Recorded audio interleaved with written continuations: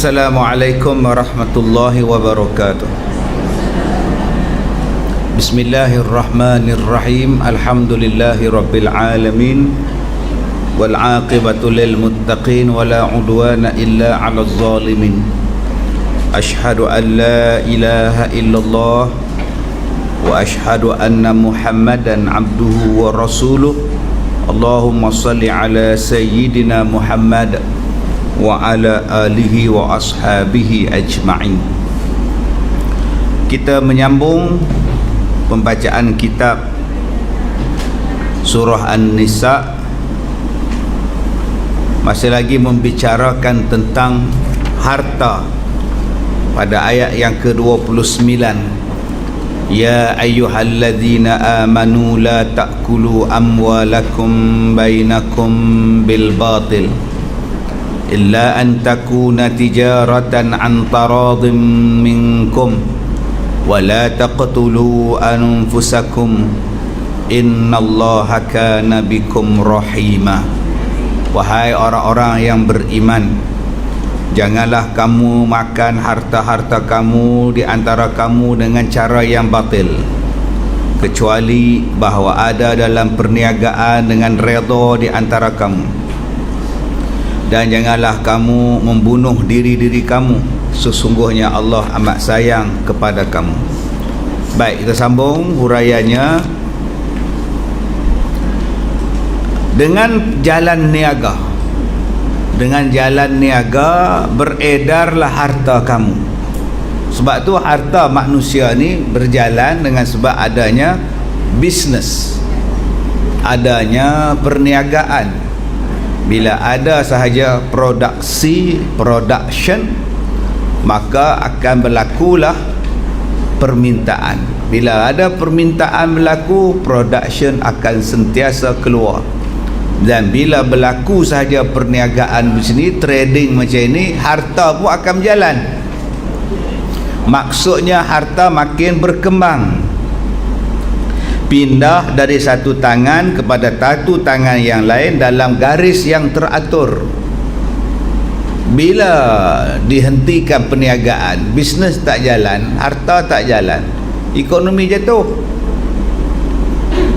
Sekarang ekonomi kita jatuh lah. Orang lama tak menikah, kilang tutup, yang banyak nasi lemak tepi jalan, warung tepi jalan. Kilang tutup, gedung tutup, hotel tutup. Pasal ditutup ekonomi. Sedangkan ekonomi ini kena terus bergerak dan terus berjalan, baru dia akan hidup ekonomi itu. Sebab tu dipanggil bainakum, di kalangan kamu. Dan pokok utamanya ialah redha, suka sama suka dalam garis yang halal. Antijaratin, perniagaan yang Allah Ta'ala sebut di dalam ayat itu, tijaratan antaradin minkum, tijaratan antaradin minkum, berlakunya urus niaga yang redha, meredai di kalangan kamu. Kita misalkan seorang yang mempunyai kepandaian tukang, maka hartanya ialah kepandaian tukang. Seorang lagi memerlukan sebuah rumah, dia sendiri tidak mempunyai kepandaian untuk membina rumah, dia hanya mempunyai wang untuk membeli kepandaian si tukang rumah untuk membangunkan rumah dia. Sebab tu dipanggil bainakum, di kalangan kamu. Kita tak mampu nak buat kain, tapi kita ada wang untuk membeli kain. Jadi kalau ada orang jual kain, dia dapat duit, kita dapat kain. Gitulah hidup kita. Itulah nama dia bainakum. Kita tak boleh buat semua. Kita tak boleh buat semua hidup kita ni. Kita perlukan orang lain. Harta kita ni beredar di kalangan kita. Sekarang dalam dompet kita ada 100. Entah siapa punya 100 tu. Mungkin restoran Supian, kan, duit tu. Mungkin goreng pisang pintu gerbang. Kita tak tahu duit tu. Mungkin Petronas isi minyak, mungkin hilang, kita tak tahu. Mungkin suami kita punya, waktu kita tidur dia curi duit dah, kita tak tahu. Jadi itulah dia harta kita. Sebab itu dia katakan bainakum, amwalakum bainakum, harta kamu di kalangan kamu. Maksudnya kita, duit kita ni duit orang lain. Duit orang lain pun kadang-kadang akan jadi duit kita.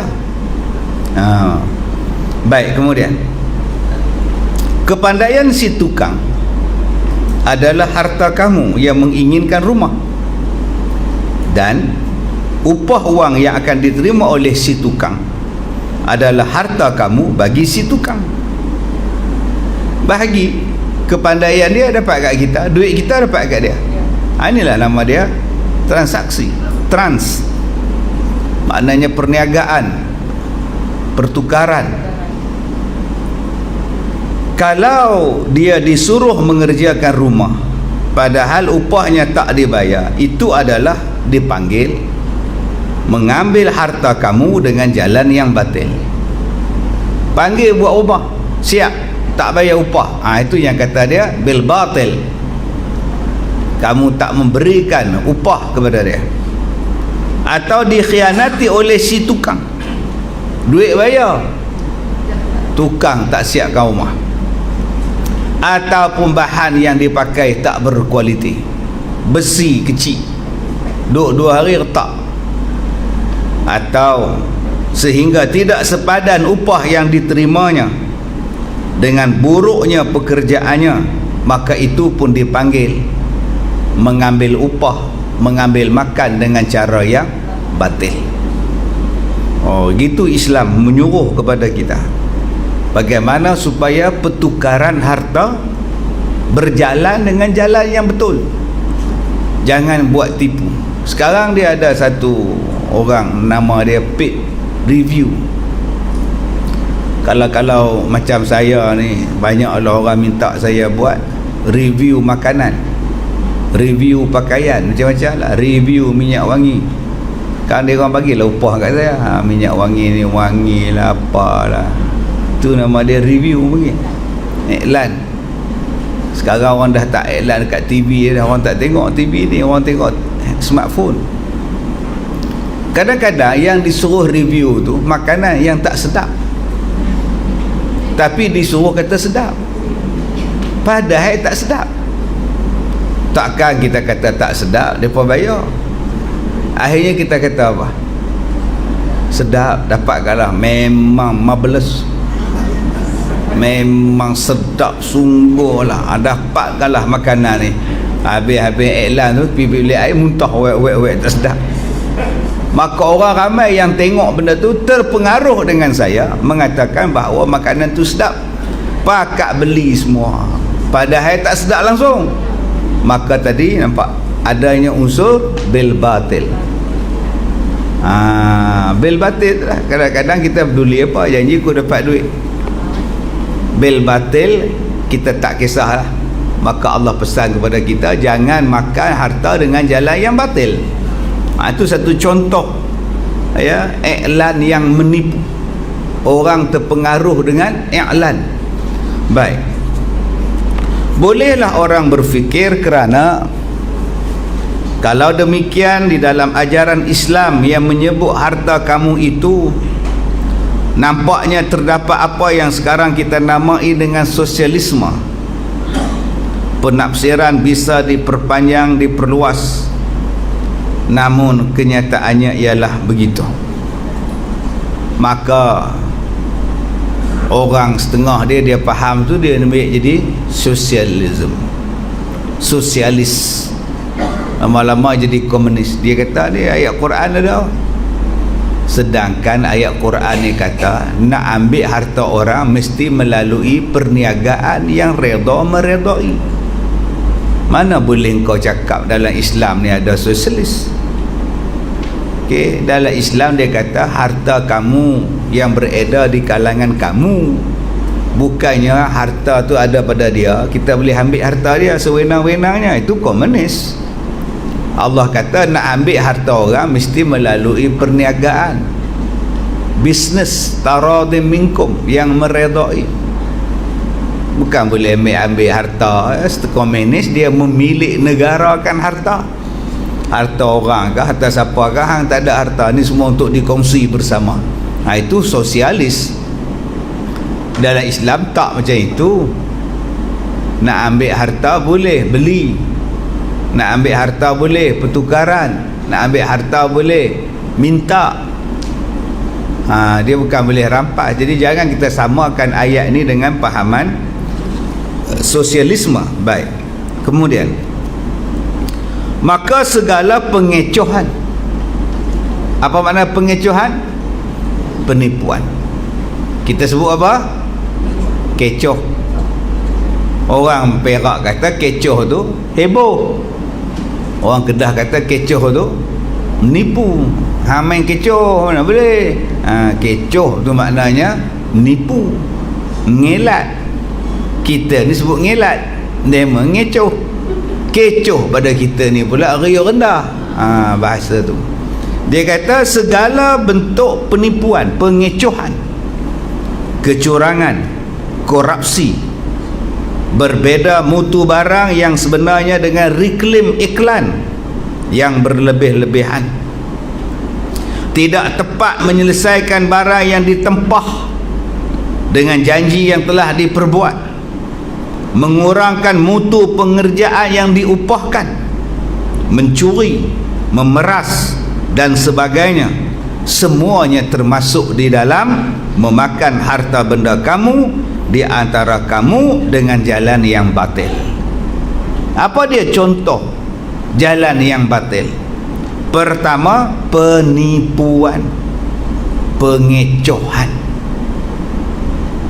Sebab tu kita ni bila pergi shopping kena berhati-hati, tambah-tambah di luar negara. Kalau kita ni muda, kalau kita pergi melancong, kalau kita membeli, orang tak layan. Pasal kita muda. Pasal apa orang tak layan? Kan dah duit. Umur 20 tahun pergi melancong. Tobatlah hom tak buat duit. Duk tumpang orang macam ni, bila nak beli? Sebab tu kalau kita tengok peniaga-peniaga ni, dia tak layan jenis-jenis hak muda-muda ni. Dia layan siapa? Hak tua. Sebab hak tua ni apa? Banyak duit. Sebab tu nikahlah dengan orang tua. InsyaAllah. Dia banyak duit. Okey, anak dia bagi, anak berapa orang nak pergi ke China, Beijing dulu ni. Anak ni bagi, anak ni bagi, duit dia apa dah. Yang kedua, pasal apa dia layan orang tua?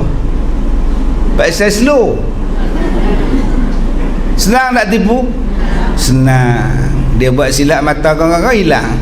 Balik hotel, mana tadi? Mana apa, lebuh lah. Orang muda dia cek no, dia cek sini, dia cek. Orang tua dia tak. Nak kira duit tu pun jenuh. Tambah pula duit disimpan di tempat yang paling selamat, lagi jenuh. Nampak? Sebab tu kita ni kalau pergi ke Turki, pergi ke Beijing ke Guangdong ke Guangzhou ke, kena berhati-hati. Sebab tangan mereka tu cekap, mata kita pula kelabu. Tambah pula bas pula duk bunyi horn. Pemandu pelancong pula kata la mau pikul laila lagi kelang kabut kita. Tu nama dia pengecohan. Banyak orang yang pengecohan. Kadang kita naik teksi tak keluar dengan rombongan, naik teksi laki bini keluar, naik teksi tahan, dia duduk pusing kawasan yang sama nak pergi jauh. Itu nama dia pengecohan. Alhamdulillah sekarang dah tak ada melancong. Selamat duit kita. Duk dia. Okey, nak melancong pergi Gunung Lang, naik bot. Kadang-kadang kecurangan campur, jual Milo tapi bukan Milo. Kita ingat Milo. Ni nama dia kecurangan. Asli dengan nakli, tipu dengan tak tipu. ataupun korupsi, risuah, orang kita sebut rasuah, ataupun mutu barang yang sebenarnya dengan reklam iklan yang berlebihan. Tak sama.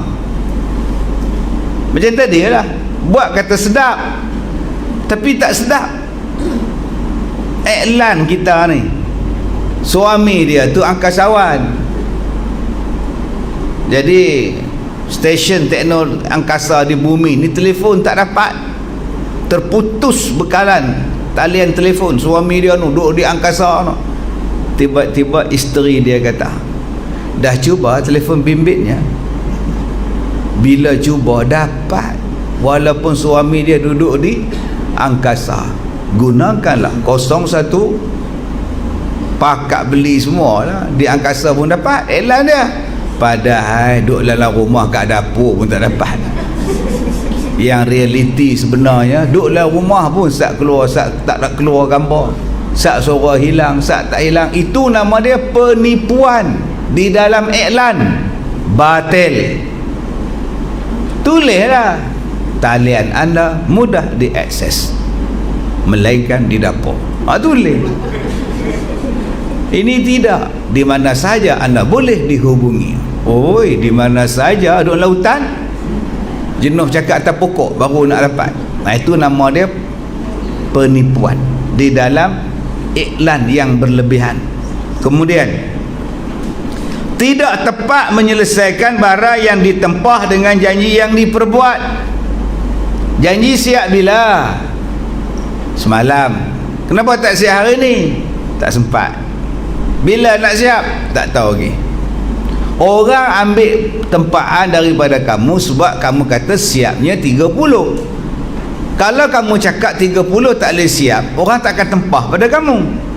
Deposit kamu dah ambil, duit kamu dah ambil, siap kamu tak buat, maka itu nama dia batil. Yang ni banyak ni. Padahal dengan kita tu pun paksa dia ambil. Takkan tak boleh ikut selai je pun. Tolonglah Kak Yahoi, selai je.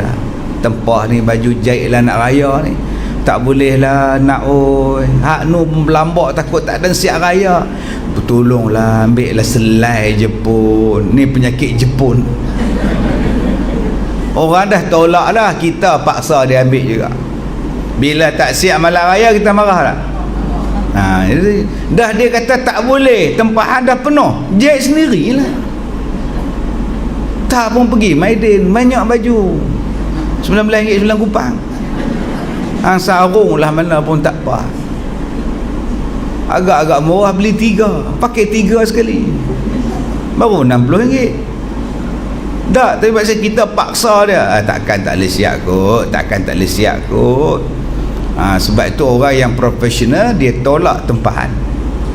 Tulis sebesar-besar depan pintu pagar tu, tempahan baju raya ditolak, harap maaf, sila ke rumah Gayah Taylor untuk tempahan, dia ada lagi.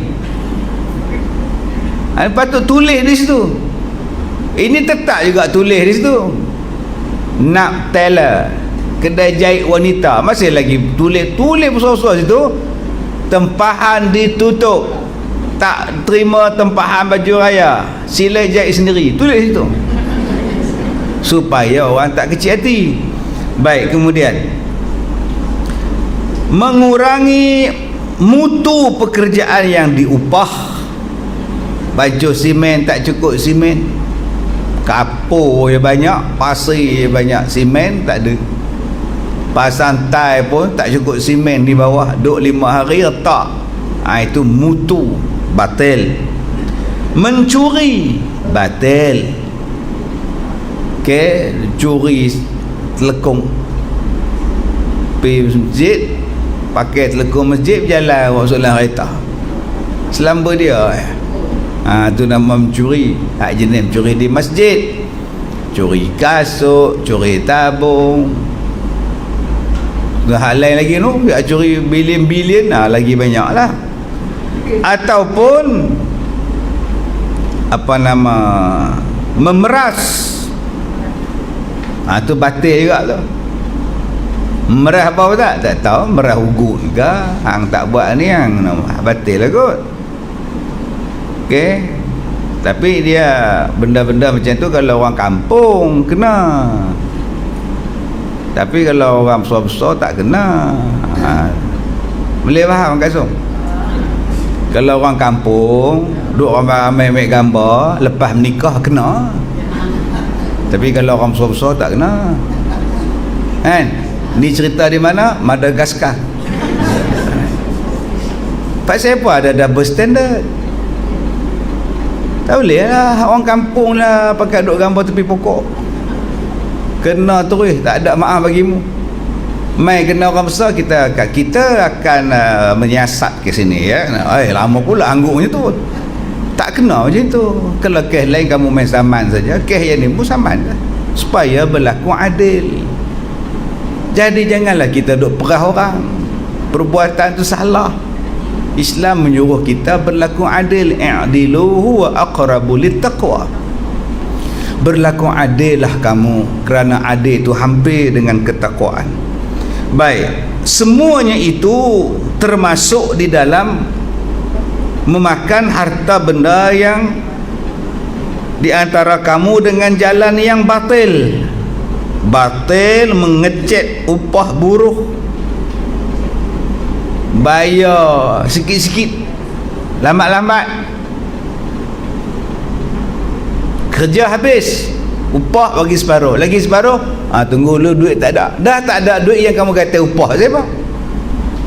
Banyak orang macam itu. Kadang-kadang rumah dah nak siap, dia upah orang Indonesia. Bila dah hampir nak siap, dia telefon immigration. Di sini ada pekerja Indonesia tak ada permit. Datang immigration serbu.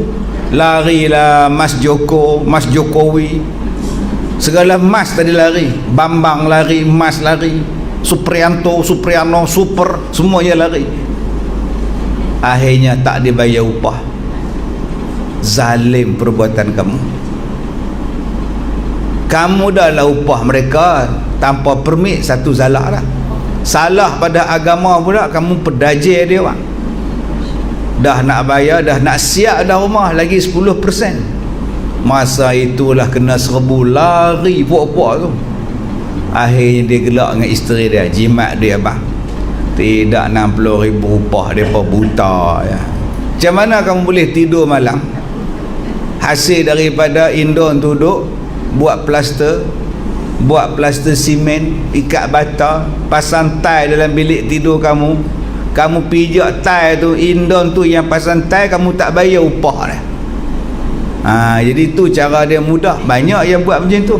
Kelang-kelang projek-projek yang besar-besar, elok-elok nak siap, dia panggil kawan dia main serbu, naik lori, lari puak-puak tu masuk lautan, masuk bayar bakau, lari semua, kena tangkap, duk hantar balik, upah tak dapat.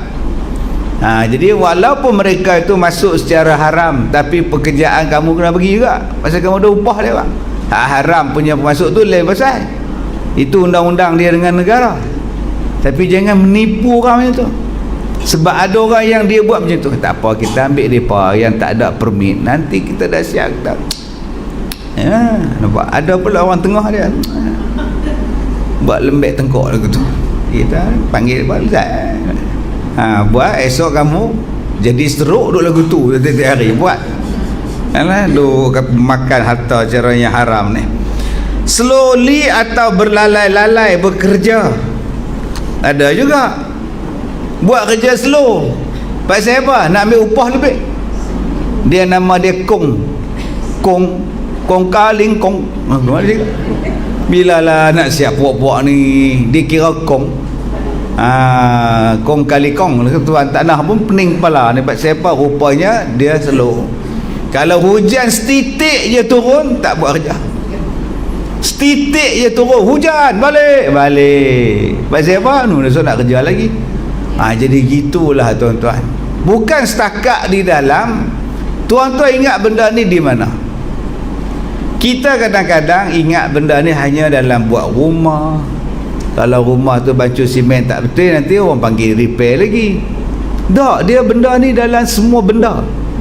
Repair kereta, Oh, minyak hitam saya bocor lah, dia pakai, dia tutup satu, hak satu tutup, satu tak tutup, minggu depan datang balik tak? Datang balik. Maknanya dia akan ada bisnes yang berterusan, bisnes yang berterusan. Ni agak-agak pada merepair kereta saja kah? Dah kadang-kadang pada makanan dia bubuh ganja ke apa kah, kita duk makan duk teringat siang malam. Kadang teringat nasi ganja, kadang teringat pada tukang duk hantar tu. Aneh tu, segaknya duk teringat. Rupanya dia bubuh benda lain dalam makanan dia. Contoh dia, kadang-kadang kita letak pada kereta, repair kereta. Saya apa kereta aku ni, selang 3 bulan masuk workshop, selang 3 bulan rupanya dia pakai benda yang tak ori. Memang dia kata ni ori, mana kita nak tahu ori mori, kita main bayar aja 3 bulan masalah balik. Kalaulah kereta tu elok semua, macam mana dia bisnes? Kadang-kadang dia bagi tang ubat. Kalaulah semua orang makan ubat lega, agak-agak siapa nak sakit? Ni bisnes. Sebab tu ada ubat yang kita makan ni tiap-tiap bulan kena pergi mengadap. Pasal apa? Cakap lebih ke dalam pula. Sebab sakit itu diniagakan. Ubat tu dah jadi perniagaan. Sebab tu banyak ubat sekarang dia hanya menahan, dia bukan mengubati. Mana-mana ubat yang boleh mengubati, ubat tu akan dianggap sebagai racun, tak elok, tak betul. Ubat kami je betul. Setiap bulan lah kita duk makan. Agak-agak sampai bila makan tu? Sampai mampus. Begitulah Abang Jamil, malam ni rumah saya, malam besok rumah Kak ini, malam besok rumah ini, bertukar balik rumah saya ni, sampailah Abang Jamil mampus. Ni cerita madu 3 kan. Kita hari ni makan ubat sampai bila? Sampai mati. Tak ada siapa yang makan ubat, buang ubat, saya sihat, tak ada. Baik kencing manis, kencing tawa, kena kencing sampai ke sudah, darah tinggi, darah rendah, tak ada darah, sakit jantung. Jadi kena cek balik benda ni. Kamu ni ubat atau penahan sakit? Ubat melegakan, tak payah makan dah, memang kamu sembuh dah. Ni kadang-kadang tuan-tuan dia jadi batil ni. Tuan-tuan jangan kata batil di sini menipu dalam bab niaga kedai runcit je. Luar batil secara luas. Buat jalan tak cukup tar, buat jalan tak cukup batu. Orang guna tar, kamu guna getah, tayar getah. Kita duk panggil pasang tar depan rumah kita, rupanya dia guna dengan getah tayar, dia bakar. Dia bakar jadi cair, dia pun siram depan rumah kita. Itu bukannya tar, itu getah. Tu yang dia naik lori duk ketuk pintu tu. Pakcik motor ke pakcik, ini ada balon buat jalan pakcik. Itu bukan tar, tu nama dia getah. Tayar hitam tu dibakar campur dengan batu, botol sikit jalan. Kita pun RM600 habuan nak masuk jalan rumah, pakai 2 hari relai. Pasal apa? Bukannya tar.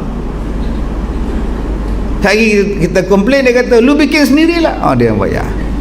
Jadi itulah tuan-tuan, hidup kita ni kalau kita faham ayat Quran, Islam mengajar kepada kita daripada sekecil-kecil bisnes sampailah sebesar-besar urusan, jangan makan dengan cara yang batil. Bukanlah dikira ubat, lepas makan ubat ni dapat penyakit lain. Ulang balik, bukanlah dikira sesuatu itu ubat jika selepas memakan dia dapat pula penyakit yang baru pula. Kesan daripada kita makan ubat dia tu, itu bukan ubat, tu nama dia mudarat, nama dia. Dalam bahasa lain dipanggil batil. Baik, kemudian orang kaya yang tidak mau mengeluarkan zakat. Jenis tak nak keluar zakat, berat sangat nak menderma. Satu hal lagi, berat pula nak derma, kedekut. Ada orang kata mengaji kat Al-Barakah ni tak habis-habis dengan duit. Benong saya tuan-tuan. Mengaji kat Barakah ni minta duit je. Saya pun menung bila masa pula kita minta duit ni. Okay. Kita di sini konsep siapa nak bagi, tak bagi sudah. Tak ada paksaan. Okay. Tak ada bagi lagi ada. Sembahyang Jumaat pun bagi makan. Buka puasa sahur pun bagi makan. Jadi jangan kedekut sangat kita ni. Nak mati berapa hari lagi dah. Orang ni mati, orang ni mati, esok lusa kita. Dia kata ada pula yang berat sangat, yang menderma, berwakaf, bersedekah atau berkorban untuk kepentingan umum, juga dipanggil memakan harta kamu di antara kamu dengan jalan yang batil. Tu dia. Orang yang ada zakat tapi tak mau keluar, maka dia makan dengan harta batil. Orang yang ada wang tapi kedekut, tak nak sedekah, mengira, maka dia juga dipanggil makan dengan harta yang batil. Bahkan hidup yang sangat menonjolkan kemewahan sehingga menimbulkan iri hati dan benci kepada si miskin juga termasuk memakan harta dengan harta yang batil, dengan cara yang batil. Tunjuk beg tangan beratus ribu, jam juta, tapi orang miskin tak dibagi makan, anak yatim tak dipeduli. Okey, maka dia juga dipanggil sebagai makan harta dengan harta yang batil. Kita ni beli jam 200-300 ni rasa bangga. Ni jam baru ni kat Zoom 200.5, bangga habis lah. Sampai sekarang tak buang plastik atas ni, takut cala. 200 ni ada plastik ni kan, duk buang lah, ada plastik buat tu, takut cala. Rumah kata buang lah, malu korang. Tak apa, biar tak cala, tahan lama sikit. Orang kita kalau beli kereta plastik tak buka 4 bulan. Pasal apa? Takut kotor. Maka dia buka seat tu, dia punya plastik tak buka, duduk atas plastik panas lah. Takut budak kotor, kata dia. Setengah orang beli jam 2.5 juta. Wah, kita 200.5 saat-saat angkat tangan, saat-saat angkat tangan baru 250, bangga habis dah. Tapi setengah orang juta. Jadi duk tunjuk pada orang, kalau dia sedekah tak apa, dalam masa yang sama dia duk angkat tangan tak apa, dalam masa yang lain dia duk sedekah orang tak kata apa. Ni sedekah tak sampai juga, duk asyik duk angkat tangan je, asyik duk angkat tangan nak tunjuk gelang. Yang tu nama dia makan harta dengan yang batil. Yang kita kagum ialah kemajuan ilmu pengetahuan ekonomi moden di zaman kita telah sampai kepada intipati maksud ayat ini. Ekonomi telah diartikan dengan kemakmuran. Bila semua orang menguruskan zakat dengan betul dan dia akan menyebarkan zakat kepada orang yang betul, maka dia dipanggil makmur. Kenapa semua orang pakat bayar zakat? Sebab semua orang senang. Senang itu menunjukkan makmur. Kenapa tahun ini kurang zakat? Sebab ekonomi tak makmur. Bila ekonomi tak makmur, zakat pun kurang. Bila zakat kurang, orang ramai pun jadi tak makmur, jadi susah. Orang berniaga akan mengeluh, yang jual nasi lemak sendiri, jual sendiri makan. Jadi susahlah ekonomi. Hutang makin banyak, hutang tak dapat dibayar, kereta banyak ditarik, rumah banyak disita. Maka pada masa itu kita tahu bahawa keadaan tidak menjadi makmur. Ekonomi yang kacau ialah memakan harta di kalangan kamu dengan jalan yang batil. Yang kaya sudah sangat kaya, melimpah-limpah. Tu. Nak tengok ekonomi makmur tak makmur, tengok orang kaya. Harta melimpah-limpah. Kereta sebiji 1 juta, 2 juta. Ada orang yang beli nombor plate 1.5 juta. Nombor plate kereta. Kita kalau dapat 1.5 juta, tak tahu, kita. Dia habuan beli nombor plate. kaya sampai taratung. Baik, tetapi tengok pula pada orang miskin. Orang miskin pula lah menanggung lapar. Sebab sebab 1 liter beras saja pun harus dicarinya dengan peluh air mata dan darah. Ya, hak miskin sungguh. Susahlah, tak tahu nak abang. Hak kaya sungguh. Macam mana kita duk tengok cerita Hindustan. Tuan-tuan tengok cerita Hindustan tu, tangga ni lah tak tahu nak abang. Pi belah kanan bilik lain, pi belah kiri bilik lain, bertemu tengah tangga tengah. Cerita Hindustan semua lagu tu punya tangga. Duk zindagi safar turun ke bawah. Mai orang miskin pula lah, baju pun tak pakai. Susah. Ini negara depa. Jamban pun tak ada. Sebab tu saya heran tuan-tuan melancong ni, tuan-tuan tak usah hati kan? Nah, saya dah usah hati tuan-tuan pergi melancong. Depa puak ni tak usah hati kan? Saya duk tengok lah YouTube depa nun berak kat tepi pantai. Pakai ramai-ramai pergi duk tonggek itu. Baik perempuan, baik lelaki. Sagi air laut tu pasang, dia siram, dia sapu jalan lah. Meriah lah, jamban tak ada. Tuan-tuan suka seronok mana Kak Ruh suka habislah Kak Ruh. Paling seronok duduk rumah kita lah. Baik kita melancong lah rumah kita. Banyak tempat tak ada lagi nak melancong lah rumah. Tambah rumah banglo tingkat atas tak naik dah. Tak habis. Yang habis rumah melancong pondok. Sampai tak tahu nak pergi mana dah. Depan katil, belakang dapur, depan pagar, atas tali api, mana aku nak pergi ni. Baik, kemudian yang terakhir, itu dipanggil, lantaran itulah timbul cita-cita keadilan sosial. Itu yang nak buat harta jadi harta negara. Orang kaya tak boleh kaya, orang miskin tak boleh miskin, pakai duk kongsi semua. Baik, dalam Islam tak, kamu kaya lah tapi bayarlah zakat. Kamu nak kaya lah tapi tolonglah orang. Kami tak boleh ambil harta kamu, kami tak boleh rampas harta kamu. Kamu kerja, kamu ada kilang. Dengan sebab kamu kaya, tolonglah orang miskin. Buka kilang banyak-banyak, buat bisnes, buat kilang makanan, keluarkan bihun, keluarkan beras, keluarkan segala. Ramailah orang boleh bekerja. Kalau dia ada duit, buat kilang baju boleh buat, kilang makanan boleh buat. Dia tampung berapa ramai orang. Kalau semua orang macam tu, senang hidup. Okey, senang hidup. Macam kita lah Al-Barakah ni. Al-Barakah ni wujud berapa ramai orang boleh hidup. Yang boleh tinggal, yang boleh bekerja, yang boleh menikah, yang boleh beli rumah, yang boleh bela mak, yang boleh bela bapa, yang boleh menikah dua, yang dapat jodoh. Al-Barakah ni hidup ini kita kembangkan. Saya tak boleh kembangkan kilang, saya tak boleh buka kilang-kilang apa semua untuk bagi orang kerja, kan bidang saya, duit pun tak ada. Tapi kita boleh buka sekolah, buka penempatan.